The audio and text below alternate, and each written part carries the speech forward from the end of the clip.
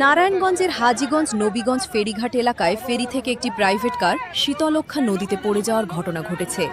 এ সময় গাড়ির ভেতরে থাকা এক ব্যক্তি জানালা দিয়ে বেরিয়ে এসে প্রাণে রক্ষা পান।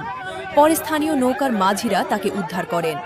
বৃহস্পতিবার দুপুরে ঘটনার একটি ভিডিও সামাজিক যোগাযোগ মাধ্যমে ভাইরাল হলে ব্যাপক চাঞ্চল্যের সৃষ্টি হয়।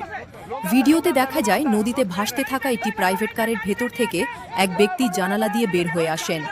এ সময় পাশে থাকা একটি নৌকার লোকজন দ্রুত এগিয়ে গিয়ে তাকে উদ্ধার করে নৌকায় তুলে নেয়। স্থানীয়দের ধারণা, ফেরিতে ওঠা বা নামার সময় অসাবধানতাবশত গাড়িটি নিয়ন্ত্রণ হারিয়ে নদীতে পড়ে যেতে পারে।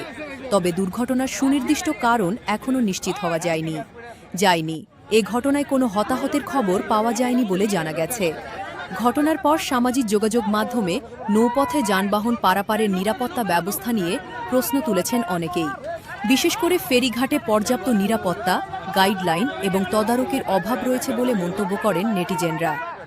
এ বিষয়ে সংশ্লিষ্ট কর্তৃপক্ষের বক্তব্য পাওয়া যায়নি।